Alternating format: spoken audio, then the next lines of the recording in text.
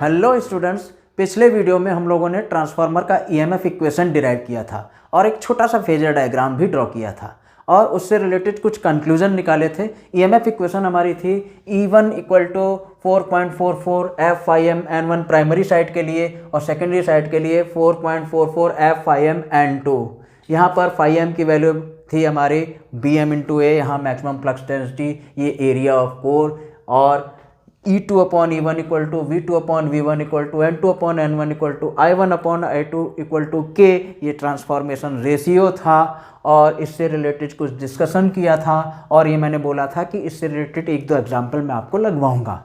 तो आज के वीडियो में हम ये एग्जाम्पल से शुरू करेंगे, इसके बाद हम लोग मूव करेंगे। पहले देखेंगे कि आइडियल ट्रांसफार्मर और प्रैक्टिकल ट्रांसफार्मर में क्या डिफरेंस होता है। इन दोनों में डिफरेंस डिस्कस करने के बाद हम लोग डिटेल में डिस्कस करेंगे कि ट्रांसफार्मर नो लोड में कैसे बिहेव करता है, ट्रांसफार्मर की एनालिसिस नो लोड पर, उसके बाद ट्रांसफार्मर का फेजर डायग्राम नो लोड पर, उसके बाद ट्रांसफार्मर का इक्विवेलेंट सर्किट नो लोड पर। तो ये पहला न्यूमेरिकल है।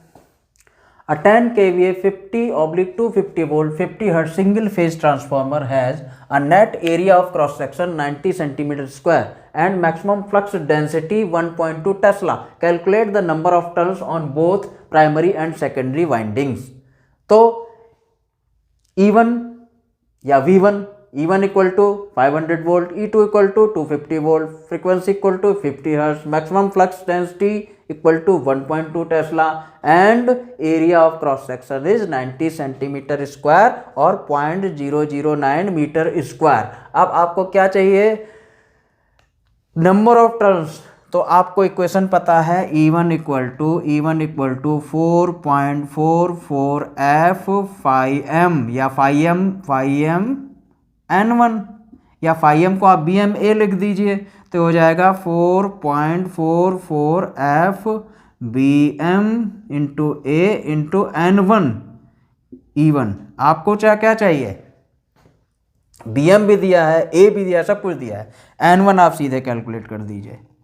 N1 इक्वल टू, या आप पहले BM निकाल लीजिए, पहले आप BM phi m निकाल लीजिए। तो phi m इक्वल टू क्या हो जाएगा? BM यानी 1.2 इंटू ए 0.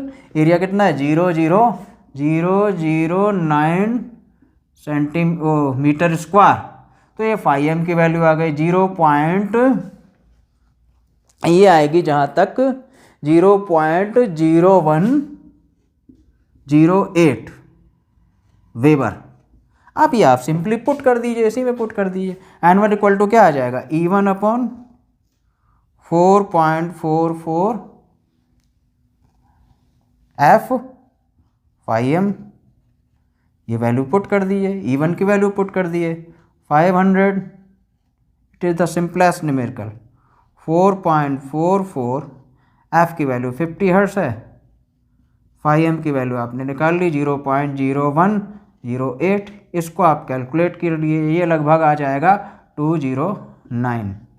इसी तरह आप N2 निकाल लीजिए, N2 की वैल्यू आ जाएगी, ये लगभग आ जाएगी इसी तरह 105 टर्न्स। ये इतने 209 टर्न्स एंड 105।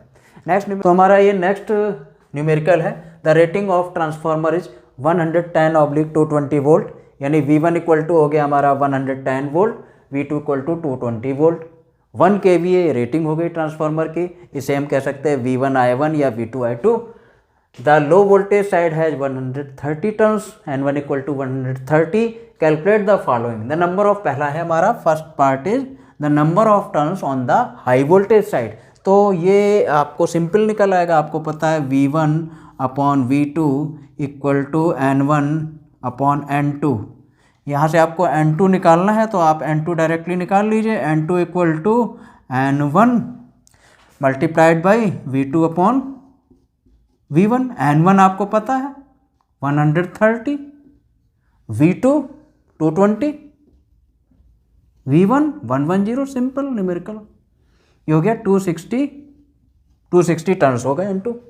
सेकेंड पार्ट हमारा है द प्राइमरी करंट। तो प्राइमरी करंट आपको निकालनी है, इसका रेटिंग दी हुई है आपको 1 kVA।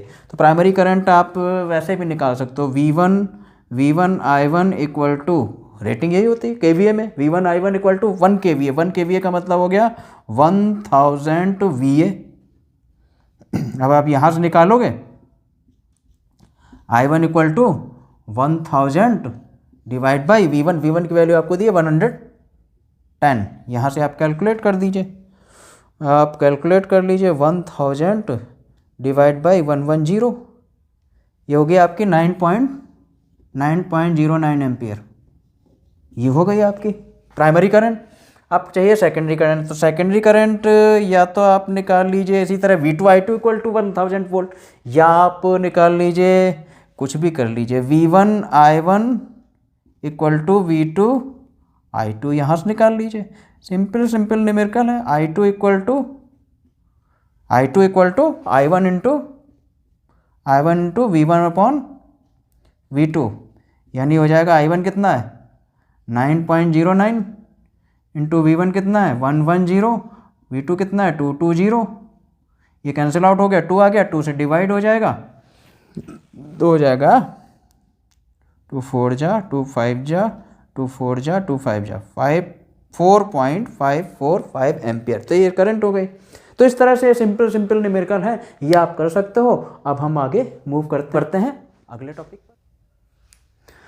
अब हमें ट्रांसफार्मर की फर्दर एनालिसिस के लिए ट्रांसफार्मर को नो लोड पर डिस्कस करना है, ट्रांसफार्मर को फुल लोड पर डिस्कस करना है, इसका फेजर डायग्राम बनाना है और भी आगे एनालिसिस करनी है। तो इसके लिए इससे पहले हम डिस्कस करते हैं कि आइडियल ट्रांसफार्मर और प्रैक्टिकल ट्रांसफार्मर में क्या डिफरेंस होता है। ये जान लेना बहुत ज़रूरी है, इससे आपको काफ़ी चीज़ें क्लियर होंगी। तो आइडियल ट्रांसफार्मर की जब हम बात करते हैं, अब क्वेश्चन ये आता है कि हम आइडियल ट्रांसफार्मर को डिस्कस ही क्यों करें, सीधे प्रैक्टिकल पर चलें। तो इसका ये मतलब है कि आइडियल ट्रांसफार्मर हम इसलिए डिस्कस करते हैं कि हम हमेशा कुछ भी अगर अचीव करना चाहते हैं तो आइडियल वैल्यू के नज़दीक आना चाहते हैं। तो हम ये पहले डिस्कस करते हैं कि आइडियल ट्रांसफार्मर में ऐसी कौन कौन सी चीज़ें होती हैं और प्रैक्टिकल ट्रांसफार्मर के एनालिसिस के वक्त हम वो आइडियल की उन वैल्यू तक क्यों नहीं पहुंच पाते हैं। तो आइडियल ट्रांसफार्मर को डिस्कस करने के लिए हमने ये केस लिया है। यहाँ पर आइडियल ट्रांसफार्मर की कुछ कैरेक्टरिस्टिक हैं कि ट्रांसफार्मर की कोर जो मटेरियल होता है वो आइडियल ट्रांसफार्मर के केस में ट्रांसफार्मर की कोर के मटेरियल की परमिएबिलिटी इनफाइनाइट होती है। परमिएबिलिटी इनफाइनाइट होती है और उसका रिलक्टेंस जीरो होता है। अब परमिएबिलिटी और रिलक्टेंस के बारे में मैंने अपने फर्स्ट वीडियो में डिस्कस किया था, जहां मैग्नेटिक सर्किट्स डिस्कस किए थे। जिसने अभी वो न देखा हो तो वो देख लीजिएगा, वहां हमने डिटेल में परमिएबिलिटी और रिलक्टेंस वगैरह डिस्कस किया है।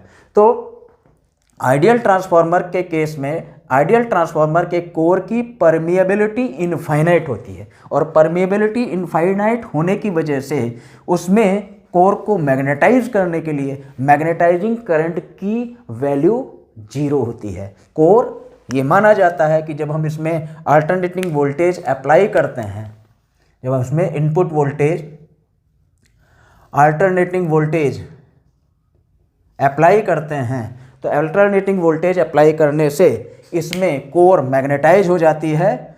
इसमें किसी भी मैग्नेटाइजिंग करंट की ज़रूरत नहीं पड़ती है। ये एक एजम्पशन है कि आइडियल ट्रांसफार्मर के केस में मैग्नेटाइजिंग करंट की वैल्यू जीरो होती है, जो कि प्रैक्टिकली पॉसिबल नहीं है क्योंकि इसकी परमेबिलिटी इनफाइनाइट होती है।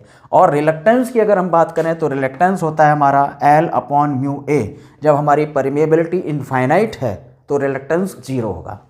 आइडियल ट्रांसफार्मर के केस में रिलक्टेंस जीरो होगा।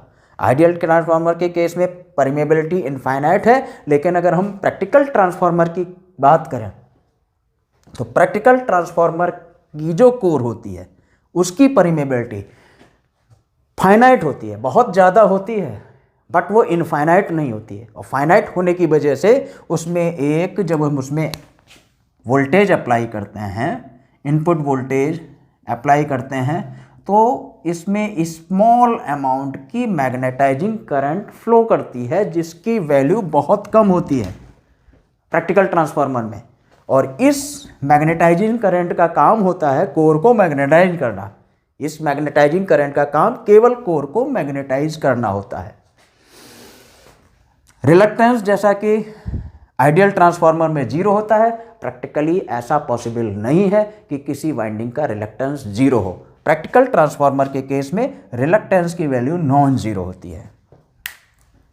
आइडियल ट्रांसफार्मर के केस में हम मानते हैं कि आयरन लॉस, आइडियल ट्रांसफार्मर में आयरन लॉस 0 होता है, जो कि प्रैक्टिकली पॉसिबल नहीं है। प्रैक्टिकल ट्रांसफार्मर के केस में आयरन लॉस 0 नहीं होता है, जब यहाँ मैग्नेटाइजिंग करंट भी नहीं होती है। और आइडियल ट्रांसफार्मर के केस में हम ये भी मानते हैं कि कॉपर वाइंडिंग, जो ये वाइंडिंग है, इस कॉपर वाइंडिंग का रेजिस्टेंस 0 होता है। आइडियल ट्रांसफार्मर के केस में हम ये मान के चलते हैं कि ये जो वाइंडिंग है, इस वाइंडिंग का रेजिस्टेंस 0 होता है। जब वाइंडिंग का रेजिस्टेंस 0 होता है तो वहाँ पर कोई I2R लॉसेस भी नहीं होंगे।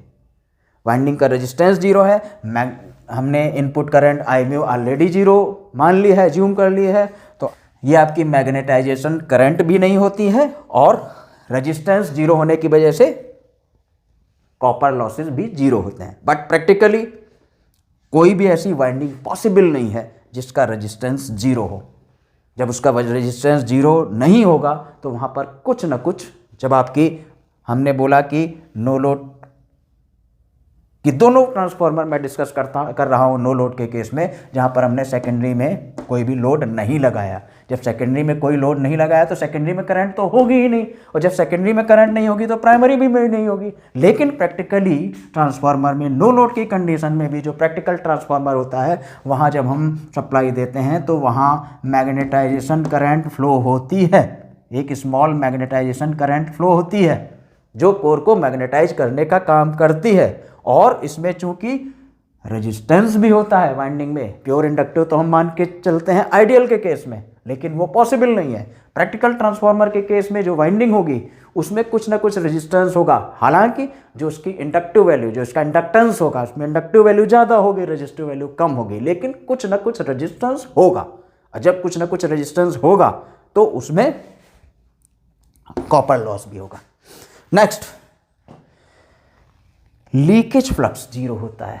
लीकेज फ्लक्स 0 होता है। लीकेज फ्लक्स 0 होने का क्या मतलब है कि ट्रांसफार्मर में जो फ्लक्स प्रोड्यूस होगा है, आइडियल के केस में विदाउट मैग्नेटाइजेशन करंट, बिना मैग्नेटाइजेशन करंट के या बिना किसी करंट के उसमें फ्लक्स प्रोड्यूस होगा, ये हम मानते हैं। और ये जो फ्लक्स प्रोड्यूस होगा इसमें कोई लीकेज फ्लक्स नहीं होगा, कोई लीकेज फ्लक्स नहीं होगा, क्योंकि हमने इसकी परमेबिलिटी इनफाइनाइट मानी है। और इसकी परमेबिलिटी इनफाइनाइट मानी है, इसका मतलब जो फ्लक्स प्रोड्यूस होगा वो सारा का सारा इस कोर से ही जाएगा, कोई भी फ्लक्स एयर्स के थ्रू नहीं जाएगा, कोई मैग्नेटिक लीकेज नहीं होगा। मैग्नेटिक कपलिंग इसकी 100% होगी। जितना फ्लक्स यहाँ प्रोड्यूस होगा वो सारा का सारा सेकेंडरी से लिंक होगा, इसीलिए कहते हैं मैग्नेटिक कपलिंग 100% है। लेकिन प्रैक्टिकल ट्रांसफार्मर के केस में जब हम वोल्टेज अप्लाई करते हैं और मैग्नेटाइजिंग करंट फ्लो करती है, और मैग्नेटाइजिंग करंट फ्लो होने के कारण जो फ्लक्स प्रोड्यूस होता है, वो फ्लक्स प्रोड्यूस होता है, उसमें मैक्सिमम फ्लक्स जो होता है वो कोर से ही होकर जाता है। लेकिन एक स्मॉल अमाउंट ऑफ फ्लक्स जो है वो एयर के थ्रू भी होके जाता है।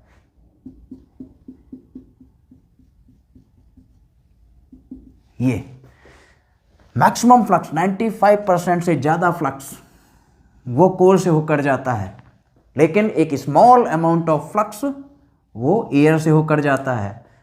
लेकिन यहाँ बहुत इम्पॉर्टेंट है कि हम नो लोड का केस डिस्कस कर रहे हैं। नो लोड में सेकेंडरी में कोई करंट नहीं होगी, प्राइमरी में करंट फ्लो हो रही है, और प्राइमरी में करंट फ्लो हो रही है, तो ये जो लीकेज फ्लक्स होगा वो प्राइमरी में ही होगा, क्योंकि यहाँ फ्लक्स प्रोड्यूस हो रहा है।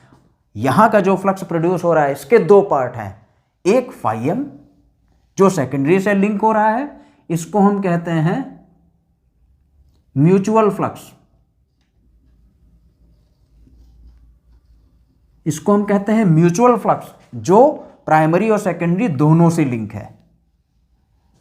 जितना पार्ट हमारा पूरे में लिंक है उसको म्यूचुअल फ्लक्स कहते हैं, और इसी को हम यूजफुल फ्लक्स भी कहते हैं, यूजफुल फ्लक्स, क्योंकि useful flux is responsible to produce EMF in secondary winding. Primary winding में लीकेज फ्लक्स होता है, तो जो फ्लक्स है उसके दो पार्ट हो गए, एक म्यूचुअल फ्लक्स, एक लीकेज फ्लक्स। लीकेज फ्लक्स के कारण ही लीकेज रिएक्टेंस आता है, ठीक है। तो प्राइमरी लीकेज फ्लक्स के कारण ही लीकेज रिएक्टेंस आता है। तो यहां पे एक small amount of leakage flux है, इसीलिए कहा गया है कि आइडियल ट्रांसफार्मर के केस में लीकेज फ्लक्स 0 है, लेकिन प्रैक्टिकल ट्रांसफार्मर के केस में लीकेज फ्लक्स एग्जिस्ट करता है, और लीकेज फ्लक्स एग्जिस्ट करने के कारण यहां पे लीकेज रिएक्टेंस भी होता है। तो प्राइमरी वाइंडिंग में ये जो फ्लक्स उत्पन्न हुआ है, फ्लक्स जो प्रोड्यूस हुआ है, वो उसका एक बार एक साइड एक बार दूसरी साइड जाता है। ये अल्टरनेटिंग फ्लक्स जो होता है, वेरिएबल फ्लक्स होने के कारण यहां पर भी कुछ लॉसेज होते हैं, जो कि जैसे यहाँ पे हमने दिखाया है बीएच कर्व, यहाँ पे कोई हमने माना ही नहीं है, क्योंकि ये मान के चले हैं आइडियल ट्रांसफार्मर के केस में विदाउट एनी मैग्नेटाइजेशन करंट यहाँ पर फ्लक्स प्रोड्यूस हो जाता है, और ये टोटल फ्लक्स होता है, परमेबिलिटी इनफाइनाइट है, नो लीकेज फ्लक्स, सारा का सारा फ्लक्स जो है वो हमारा कोर से ही लिंक्ड है, क्योंकि रिलक्टेंस 0 है, परमेबिलिटी इनफाइनाइट है, जो प्रैक्टिकली पॉसिबल नहीं है प्रैक्टिकल ट्रांसफार्मर के केस में। अच्छा, जब ये हमारा पूरा टोटल फ्लक्स हमारा इसी से लिंक्ड है, अगर हम बीएच कर्व की बात करेंगे तो यहाँ क्वेश्चन पूछा जाता है कई बार कि आइडियल ट्रांसफार्मर के बीएच कर्व कैसा होता है। तो आइडियल ट्रांसफार्मर का बीएच कर्व स्ट्रेट लाइन होती है, क्योंकि यहाँ पे कोई लॉस नहीं होता है, कोई लॉस न होने की वजह से बीएच कर्व स्ट्रेट लाइन होता है। जबकि प्रैक्टिकली जो बीएच कर्व से हमें क्या मिलता है, हिस्टैरिसीस लॉसेज। ये आप डिटेल में पढ़ोगे हिस्टैरिसीस लॉसेज, क्योंकि यहां पर जो ये जो फ्लक्स प्रोड्यूस हुआ है, इस फ्लक्स प्रोड्यूस होने के कारण कोर में लॉसेज होते हैं, वो कोर लॉसेज होते हैं, जिसके दो पार्ट होते हैं, एक हिस्टैरिसीस लॉस, एक एडी करंट लॉस। तो यहाँ पर दो ये जो करंट हो गई, इसको ये अब मैग्नेटाइजेशन करंट न रह के इसको अब हम नो लोड करंट कहेंगे, I0। और यहाँ I0 अभी आगे डिटेल में पढ़ेंगे इसको कि I0 हो गई, तो I0 के यहाँ पे दो काम हो गए कि एक तो कोर को मैग्नेटाइज भी कर रहा है, और यहाँ पे कोर में चूंकि रेजिस्टेंस भी है, यहाँ पे रेजिस्टेंस होने की वजह से कॉपर लॉस भी होंगे, और यहाँ पर अल्टरनेटिंग फ्लक्स, वेरिएबल फ्लक्स के कारण यहाँ पे हिस्टैरिसीस लॉस और एडी करंट लॉस भी हो गए हैं। यहाँ का बीएच कर्व का एरिया नॉन जीरो होता है प्रैक्टिकल ट्रांसफार्मर में। आइडियल ट्रांसफार्मर में बीएच कर्व लीनियर होता है, क्योंकि यहाँ पे कोई लॉसेस नहीं होते हैं। और कुछ बातें हैं कि एक तो ये मैग्नेटिक कपलिंग में बता चुका हूँ, ट्रांसफार्मर आइडियल ट्रांसफार्मर के केस में इफिशियंसी 100% होती है। इफिशियंसी 100% होने का मतलब है यहाँ पे कोई लॉस नहीं। जब कोई लॉस नहीं है, लॉस ही कोई नहीं हो रहे हैं, तो इफिशियंसी 100% हो गई। जबकि प्रैक्टिकल ट्रांसफार्मर के केस में इफिशियंसी 100% नहीं होती है, फिर भी नियरर टू 100% होती है। उसका रीजन ये है कि ट्रांसफार्मर क्योंकि ट्रांसफार्मर कहा जाता है ये मैग्नेटिक स्टैटिक मशीन है। स्टैटिक मशीन क्योंकि यहाँ पर कोई भी पार्ट मूव नहीं करता है, तो अदर हैं डीसी मोटर, डीसी जनरेटर, जितनी भी मशीन्स हैं उसमें रोटेशनल पार्ट होते हैं। रोटेशनल पार्ट होने की वजह से कुछ पार्ट हमारा फ्रिक्शन और विंडेज लॉसेज में हमारी जो एनर्जी होती है वेस्ट हो जाती है, इसलिए उनकी इफिशियंसी कम हो जाती है, क्योंकि वहाँ पर फ्रिक्शन विंडेज लॉसेज भी होते हैं। ट्रांसफार्मर चूंकि स्टेशनरी मशीन है, यहाँ कोई पार्ट मूव नहीं कर रहा है, इसलिए यहाँ पे फ्रिक्शन और विंडेज लॉसेज नहीं होते हैं। फ्रिक्शन विंडेज लॉसेज न होने के कारण वजह से कंपैरेटिवली ट्रांसफार्मर में लॉसेज कम होते हैं, और ट्रांसफार्मर में जब लॉसेज कम होंगे तो कंपैरेटिवली इफिशियंसी ट्रांसफार्मर की और मशीनों से ज़्यादा होती है। कई बार ट्रांसफार्मर की जो इफिशियंसी रहती है वो अबव 90% तो होती ही होती है, 98%, 99% भी होती है ट्रांसफार्मर की इफिशियंसी। और वोल्टेज रेगुलेशन आइडियल ट्रांसफार्मर के केस में, क्योंकि यहाँ पे कोई मैग्नेटिक लीकेज नहीं है, कोई भी वाइंडिंग रेजिस्टेंस नहीं है, वाइंडिंग रेजिस्टेंस को हमने जीरो माना है, और हमारी टोटल मैग्नेटिक कपलिंग, जो मैग्नेटिक कपलिंग है वो 100% है, लीकेज रिएक्टेंस कोई नहीं है। जब कुछ भी नहीं है तो वहाँ पे कोई वोल्टेज ड्रॉप नहीं होगा, और जब वोल्टेज ड्रॉप नहीं होगा तो ऑब्वियसली वहाँ पे कोई वोल्टेज रेगुलेशन अगर निकालेंगे तो आइडियल ट्रांसफार्मर का वोल्टेज रेगुलेशन जीरो होगा। प्रैक्टिकल ट्रांसफार्मर के केस में ऐसा पॉसिबल नहीं है, क्योंकि वहाँ पे लॉसेज होते हैं, वोल्टेज ड्रॉप होगा। जब वोल्टेज ड्रॉप होगा तो वोल्टेज रेगुलेशन की वैल्यू जीरो नहीं होती है। तो ये कुछ बेसिक चीज़ें हैं, मेन चीज़ें हैं कि अगर आपसे पूछा जाए कि आइडियल ट्रांसफार्मर और प्रैक्टिकल ट्रांसफार्मर में क्या डिफरेंस है, तो आइडियल ट्रांसफार्मर की permeability infinite, magnetising current zero मान के चलते हैं। प्रैक्टिकल ट्रांसफार्मर के केस में परमिएबिलिटी फाइनाइट होती है, इनफाइनाइट नहीं होती है, इसलिए यहाँ पे एक small amount of magnetization current flow करती है। आइडियल ट्रांसफार्मर के केस में रिलक्टेंस जीरो, प्रैक्टिकल ट्रांसफार्मर के केस में reluctance non zero. Ideal transformer में आयरन लॉस जीरो होते हैं, प्रैक्टिकल ट्रांसफार्मर में आयरन लॉस एग्जिस्ट करते हैं, वहाँ पर कोर लॉसेस भी हैं, आयरन लॉस को ही कोर लॉस कहते हैं। प्रैक्टिकल आइडियल ट्रांसफार्मर के रेजिस्टेंस, कॉपर वाइंडिंग का रेजिस्टेंस जीरो मानते हैं, कॉपर वाइंडिंग का रेजिस्टेंस जीरो मानने के कारण वहाँ पे I square loss zero. Practical transformer में copper loss non zero. Ideal transformer की leakage flux zero, practical transformer में लीकेज फ्लक्स एग्जिस्ट करता है। ये कुछ मेन पार्ट है आइडियल ट्रांसफार्मर और प्रैक्टिकल ट्रांसफार्मर में। अब हम मूव करते हैं practical transformer on no load, transformer का नो लोड और ट्रांसफार्मर के नो लोड का फेजर डायग्राम, ट्रांसफार्मर में का नो लोड की कंडीशन में इक्विवेलेंट सर्किट डायग्राम। अब हम ट्रांसफार्मर के नो लोड पर वर्किंग देखेंगे। तो ट्रांसफार्मर पर जब हम कोई लोड अप्लाई नहीं करते हैं, जब कोई लोड अप्लाई नहीं करेंगे तो ट्रांसफार्मर की सेकेंडरी में कोई करंट फ्लो नहीं करेगी, ट्रांसफार्मर की सेकेंडरी में कोई करंट फ्लो नहीं करेगी, और आइडियल ट्रांसफार्मर के केस में मैग्नेटाइजिंग करंट भी जीरो होगी। बट अगर हम परमिएबिलिटी को इनफाइनाइट ना माने, परमिएबिलिटी को फाइनाइट माने और किसी भी कोर का रिलक्टेंस ज़ीरो पॉसिबल नहीं है, उस केस में एक small amount of magnetising current flow होगी जिसका काम कोर को मैग्नेटाइज करना होगा। और अगर हम इस वाइंडिंग को प्योर इंडक्टिव माने, प्योर इंडक्टिव मानने पर हमने पहले डिस्कस किया हुआ है, पहले के वीडियो में इसका फेजर भी ड्रॉ किया है। तो इसका जब फेजर ड्रॉ किया था तो वोल्टेज अप्लाई किया था, और वोल्टेज अप्लाई करने पे यहाँ पर E1 EMF, यहाँ पर E2 EMF, यहाँ पर N1 टर्न, यहाँ पर N2 turn, depending upon IN1 IMU ampere turn flux produce हुआ था। और इस फ्लक्स प्रोड्यूस होने के बाद depending upon rate of change of flux E1 और E2 प्रोड्यूस हुआ था। वहाँ पर हमने फेजर डायग्राम भी ड्रॉ किया था, EMF इक्वेशन भी मैं प्रूव कर चुका हूँ, और वहाँ पर हमने देखा था कि जो फ्लक्स, म्यूचुअल फ्लक्स अगर इस डायरेक्शन में है म्यूचुअल फ्लक्स, तो म्यूचुअल फ्लक्स से वोल्टेज लीड करता था। अगर वोल्टेज ये है तो वोल्टेज से लैग करता था फ्लक्स,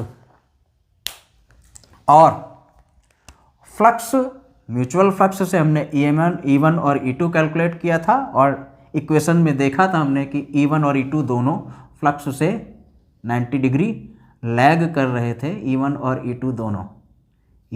E2 दोनों लैग कर रहे थे। इनका मैग्नीट्यूड था डिपेंडिंग अपॉन N1 और N2, कौन कम है कौन ज़्यादा है, उस हिसाब से यहाँ इस केस में N1 ज़्यादा है तो E1 ज़्यादा होगा, E2 कम होगा, और जो मैग्नेटाइजिंग करंट थी उसका फेज वही था जो फाई का फेज था, क्योंकि ये हमने प्योर इंडक्टिव कॉइल मानी थी। प्योर इंडक्टिव कॉइल में वोल्टेज से लैग करेगी मैग्नेटाइजिंग करंट, इंडक्टिव कॉइल होने की वजह से 90 डिग्री लैग करे थी, ये हमारा फेजर था।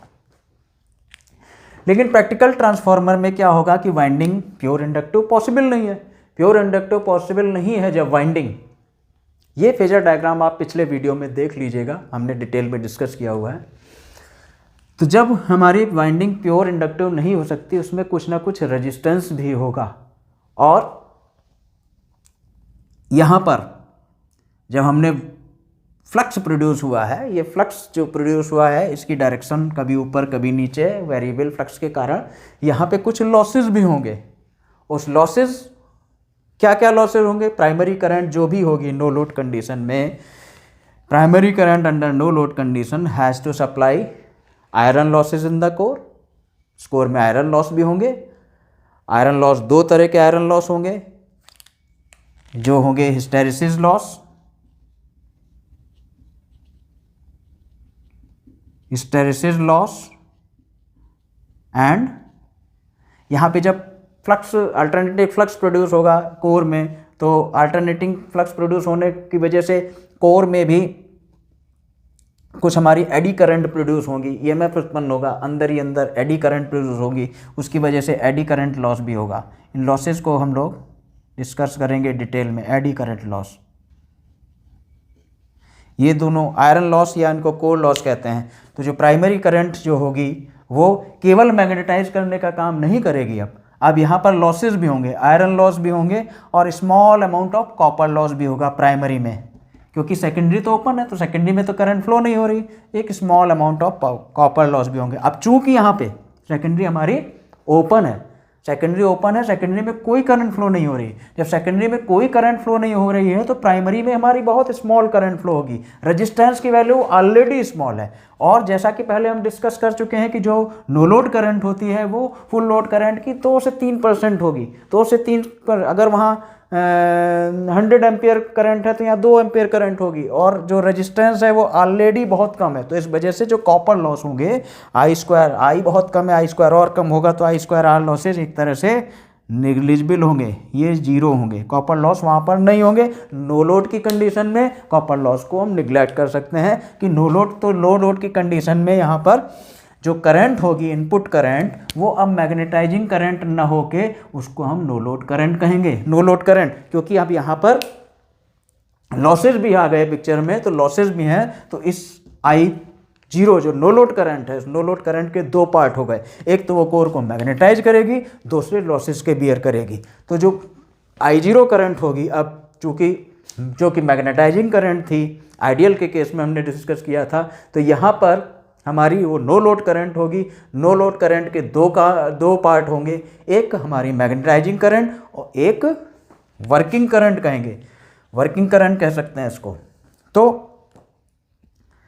इनके क्या क्या काम होंगे? जो मैग्नेटाइजिंग करंट होगी उसका काम होगा to create the flux. Magnetising current जो होगी वो फ्लक्स को क्रिएट करती है, और मैग्नेटाइजिंग करंट का जो नेचर होगा, क्योंकि मैग्नेटाइजिंग करंट जो प्रोड्यूस होती है due to inductive nature of winding, जो मैग्नेटाइजिंग करंट प्रोड्यूस हुई है, इसलिए ये रिएक्टिव कंपोनेंट कहलाता है। इसको हम कहते हैं, इसका प्राइमरी करंट का रिएक्टिव कंपोनेंट, इसको रिएक्टिव कंपोनेंट कहते हैं। और ये जो वर्किंग कंपोनेंट होती है, इसका काम होता है आयरन लॉसेस को बियर करना। जो वर्किंग कंपोनेंट है आयरन लॉसेस को बियर करती है, और इसको हम कहते हैं एक्टिव कंपोनेंट। इसको कहते हैं एक्टिव कंपोनेंट, इसको कहते हैं एक्टिव कंपोनेंट। ये रिएक्टिव कंपोनेंट चूंकि इंडक्टेंस के वजह से, इंडक्टिव नेचर की वजह से प्रोड्यूस होती है, इसलिए इसको जब हम रिप्रेजेंट करेंगे, अभी इसका इक्विवेलेंट डायग्राम ड्रा करेंगे, तो इसको हम इंडक्टेंस के सिंबल से डिनोट करते हैं। वो इसमें जो करंट जाएगी वो आई म्यू होगी, और इसको हम X0 से डिनोट करते हैं, रिएक्टेंस। इसी तरह एक्टिव कंपोनेंट जो होता है वो हमेशा वोल्टेज के फेजर, इसमें हम रेजिस्टेंस से, क्योंकि एक्टिव कंपोनेंट है, इसको हम रेजिस्टेंस के सिंबल से डिनोट करते हैं, और इसमें जो करंट जाती है IW से डिनोट करते हैं इसको। जो हमारा मैग्नेटाइजिंग करंट है वो टोटल जो करंट का फुल लोड करंट का तो 2 से 3% होती है मैग्नेटाइजिंग करंट, और जो वर्किंग कंपोनेंट होता है वो 1 से 2% होता है। इसीलिए कहा जाता है ये 2 से 3% है, 1 से 2%, इसीलिए कहते हैं कि जो हमारी टोटल नो लोड करंट है, ये जो नो लोड करंट है I0, ये फुल लोड करंट की 3 से 5% होती है, जिसके ये दो पार्ट हैं। 2 से 3% हमारी मैग्नेटाइजिंग करंट होती है, 1 से 2% हमारी फुल लोड करंट होती है। तो अब अगर हम इसका फेजर ड्रॉ करना चाहें, क्योंकि हमने यहाँ पे क्या देखा कि जब यहाँ पे चूँकि प्रैक्टिकल ट्रांसफार्मर में इंडक्टेंस भी है वाइंडिंग में, कुछ रेजिस्टेंस भी होता है, और जो करंट होती है वो कोर को मैग्नेटाइज भी करती है, और कोर में लॉसेस भी होते हैं, उन आयरन लॉसेस को और कॉपर लॉस दोनों को बियर करती है।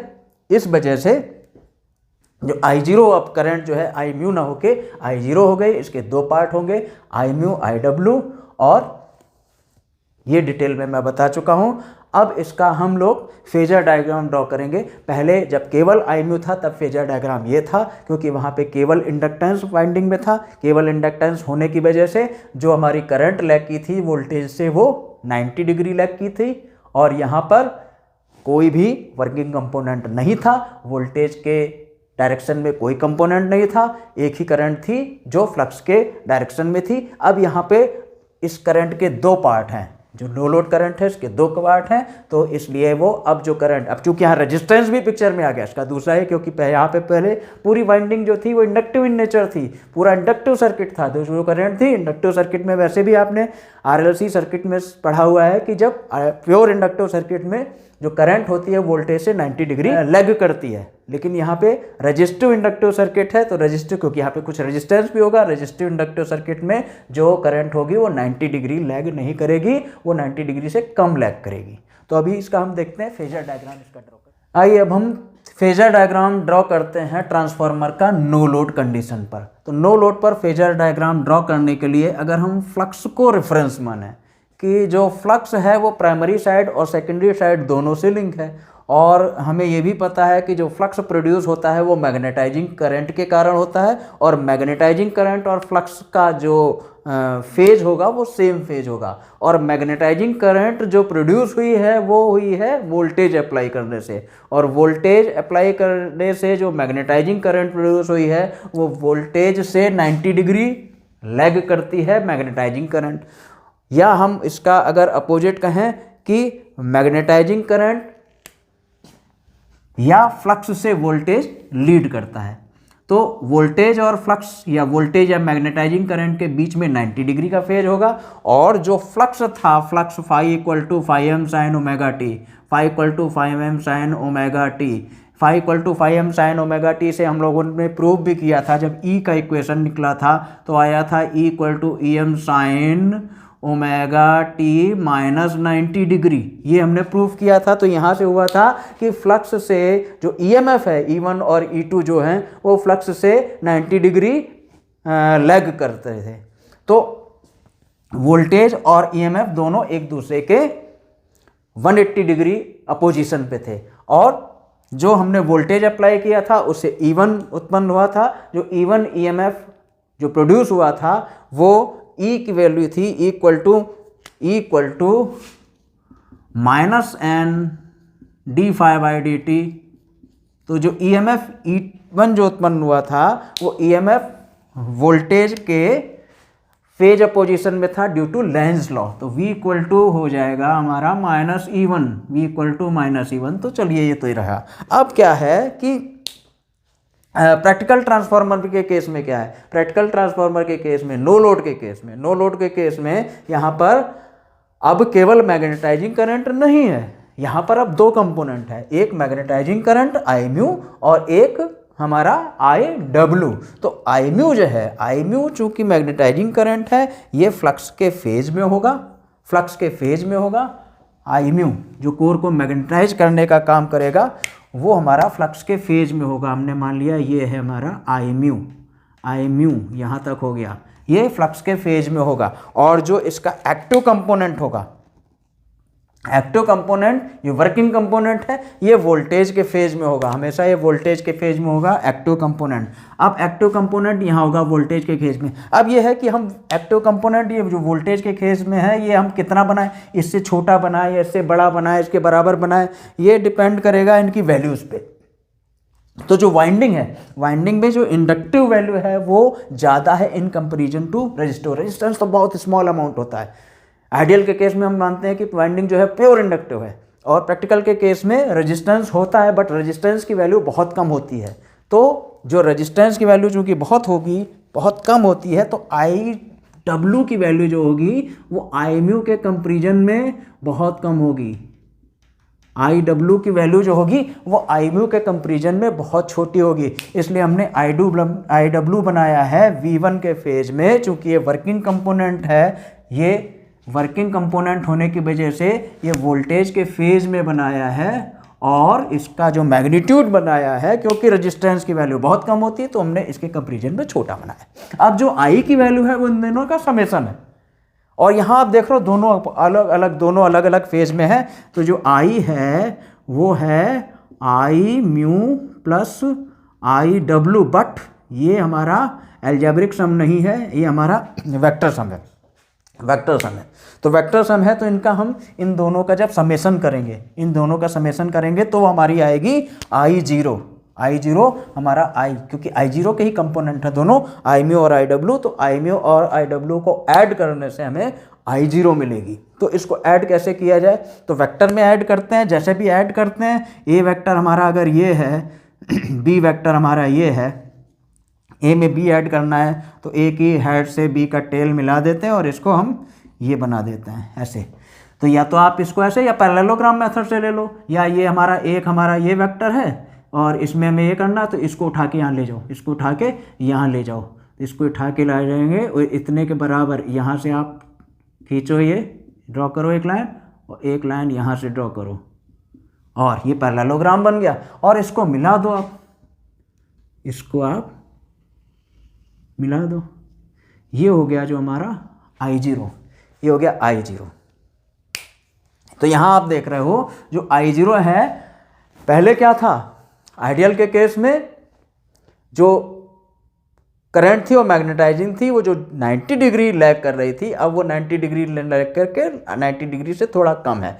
एक ये भी मान सकते हो, और दूसरा जंक्शन आप ये भी ले सकते हो कि आपने जो RL सर्किट में और pure inductive, pure resistive inductive इन सब में पढ़ रखा है, तो वहाँ पे चूँकि अब वाइंडिंग में इंडक्टेंस भी है, रेजिस्टेंस में अगर प्योर इंडक्टिव वाइंडिंग होती तो वोल्टेज अप्लाई करने से जो करंट फ्लो करती है वो 90 डिग्री, प्योर इंडक्टिव के केस में 90 डिग्री, प्योर रेजिस्टिव के केस में यहीं, और इन दोनों के बीच में होगी वो डिपेंडिंग अपॉन रेजिस्टेंस और इंडक्टेंस की वैल्यू में किसकी कितनी ज़्यादा, अगर बराबर होगी तो 45 डिग्री पे होगी, और यहाँ पे इंडक्टेंस ज़्यादा है तो वो ऐसे होगी। अगर ये क्वेश्चन भी पूछा जाता है कि नो लोड के केस में, अच्छा आप यहाँ पहले देखिए ये कि फेज एंगल कितना होगा, फेज एंगल, तो फेज एंगल क्या होगा, फेज एंगल क्या होता है, फेज एंगल होता है वोल्टेज और करंट के बीच में एंगल। तो अब ये है कि वोल्टेज तो यहाँ है, वोल्टेज V1 है, V1 वोल्टेज आपने अप्लाई किया था, और यहाँ पे करंट अब ये भी है, ये भी है, ये भी है, तो किसके बीच का एंगल है, तो आपने V1 वोल्टेज जब अप्लाई किया था तो नो लोड के केस में I0 करंट फ्लो की थी, V1 वोल्टेज अप्लाई किया था, I0 करंट फ्लो, तो जो आपका रिजल्टेंट वोल्टेज है वो V1 है, रिजल्टेंट करंट आपका I0 है। रिजल्टेंट वोल्टेज और रिजल्टेंट करंट के बीच में जो एंगल होता है उसको फेज एंगल बोलते हैं, तो इसको फेज एंगल बोलते हैं। तो आपका यहाँ पे रिजल्टेंट एंगल, रिजल्टेंट जो वोल्टेज है वो V1 है और रिजल्टेंट करंट है जो I0 है।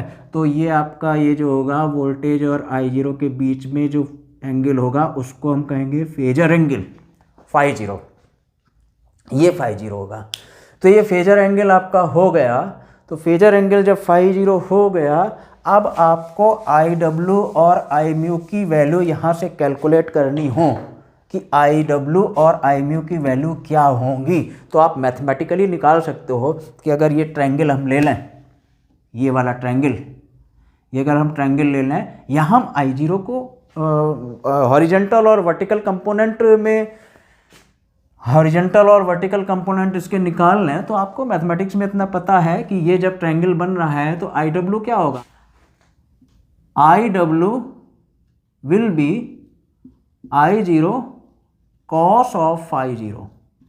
ये क्या, I W equal to I zero cos phi zero, ये आपका हॉरिजॉन्टल कंपोनेंट अगर यहाँ से देखेंगे तो। अदरवाइज जहाँ से एंगल बनता है, जिधर से एंगल बना, ये कॉस कंपोनेंट हो गया, और इसके परपेंडिकुलर ये आई म्यू, ये हो गया हमारा आई जीरो साइन फाई जीरो। ये आपके आई डब्ल्यू और आई म्यू की वैल्यू निकल गई यहाँ से। अब ये आई डब्ल्यू और आई म्यू, अब आई जीरो अगर आपको कैलकुलेट करना हो तो यहाँ इन दोनों को स्क्वायर करके ऐड कर दो, I W square plus I mu square is equal to I zero square cos square zero plus sine square cos square phi zero plus sine square phi zero will be 1। तो यहाँ से हो जाएगा I zero is equal to under root of I W square plus I mu square. यह आपकी आई zero value मिल गई। और अगर आप यहाँ से नो लोड इनपुट पावर निकालोगे तो वोल्टेज के फेज में जो करंट, वोल्टेज के फेज में वोल्टेज और उसके फेज में जो करंट है, तो जो आपका नो लोड इनपुट पावर हो जाएगी P zero, that will be equal to V one into इधर I zero cos of phi zero. ये तो ये आपका फेजर डायग्राम हो गया नो लोड पर। अब इसका अगर हम इक्विवेलेंट सर्किट, जैसे हमने ये आपको सिंबल बताए हैं, तो इसका अगर हम इक्विवेलेंट सर्किट बनाना चाहें इतने पोर्शन का, क्योंकि ये जो नो लोड फेजर डायग्राम है ये आपका आगे हम फुल लोड फेजर डायग्राम या डिफरेंट पावर फैक्टर पर, आपका इंडक्टिव लोड पर, आपका कैपेसिटिव लोड पर, रजिस्टिव लोड पर, जब हम फुल लोड फेजर डायग्राम बनाएंगे वहाँ आपका ये बनना ही बनना है, इसको आप इग्नोर नहीं कर सकते हैं। तो आपको नो लोड पर फेजर डायग्राम समझना ही पड़ेगा, इसका कोई एस्केप नहीं है। तो इतने पोर्शन का जो इक्विवेलेंट सर्किट डायग्राम बनेगा वो हम देखते हैं कि कैसे बनना है। तो नो लोड पर ट्रांसफार्मर का इक्विवेलेंट सर्किट अगर हम ड्रॉ करें तो वो इस तरह का होगा कि ये हमारी प्राइमरी वाइंडिंग है, ये सेकेंडरी वाइंडिंग है।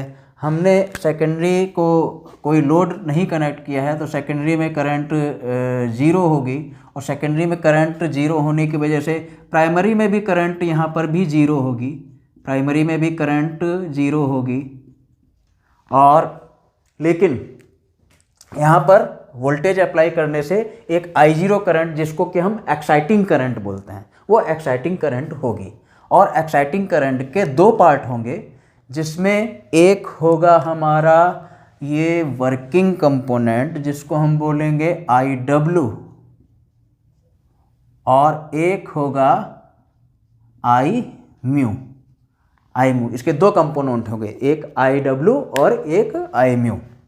और इसको हम कहते हैं लोड ब्रांच, या हम कहते हैं इसको शंट ब्रांच। इसको या तो हम लोड ब्रांच बोलते हैं या इसको हम शंट ब्रांच बोलते हैं। तो हमें नो लोड लॉसेस जो होंगे वो हमें यहाँ से मिलेंगे। तो ये हमारा इक्विवेलेंट सर्किट है। एक चीज़ हम यहाँ से और निकाल सकते हैं कि ये पैरेलल में कनेक्ट है, तो यहाँ से अगर हम आई डब्ल्यू की वैल्यू यहाँ से निकालना चाहें तो आई डब्ल्यू की वैल्यू हो जाएगी I W equal to V one upon R zero, ये निकल आएगी आई डब्ल्यू की वैल्यू। यहाँ से अगर हम आई म्यू की वैल्यू निकालना चाहें तो आई म्यू की वैल्यू हमारी यहाँ से निकल आएगी V one upon X zero. तो आई डब्ल्यू और आई म्यू की वैल्यू हम यहाँ से निकाल सकते हैं। ये कुछ पॉइंट हैं जो कभी कभी पूछ लिए जाते हैं कि ये आपको बता चुका हूँ कि नो लोड पर प्राइमरी कॉपर लॉस जीरो होगा, क्योंकि रेजिस्टेंस की वैल्यू बहुत कम होती है, नो लोड करंट भी हमारी बहुत कम होती है। ये चूँकि हमारा यहाँ पर वाइंडिंग का रेजिस्टेंस बहुत कम है, इंडक्टेंस बहुत जाता है, तो ये जो एंगल होगा वो नियरली 90 होगा। तो अगर कभी कभी पूछा जाता है कि phase angle between V0 and I0 कितना होता है, वो लगभग 78 से 85 डिग्री, 75, 78, 85 डिग्री, तो ये इसके बीच में लगभग होता है। पावर फैक्टर अगर हम बात करें तो पावर फैक्टर, चूँकि हमारा power factor cos phi zero होगा, इतना एंगल जब ज़्यादा है यहाँ पर, पावर फैक्टर जो होता है ट्रांसफार्मर का नो लोड पर वो बहुत कम होता है, लगभग 0.1 to 0.2 होता है। तो ये कुछ पॉइंट हैं, ये हमारा डिस्कशन है ट्रांसफार्मर नो लोड पर। नो लोड पर ट्रांसफार्मर को आपको अच्छे से समझना ही होगा, क्योंकि जब हम अभी फुल लोड पर या ट्रांसफार्मर को लोड पर समझेंगे, जब हम ट्रांसफार्मर पर लोड लगाएंगे तब क्या चेंज होंगे। तो ये नो लोड पार्ट इतना तो होता ही होता है, ये इक्विवेलेंट सर्किट में भी रहेगा, ये फेजर डायग्राम में भी रहेगा, वो हमेशा रहना ही रहना है। तो इसको आपको लेके चलना ही चलना पड़ेगा। तो it's all about transformer on no load. Next video में हम आप लोगों से मिलेंगे जहां हम डिस्कस करेंगे transformer on load. Thank you very much.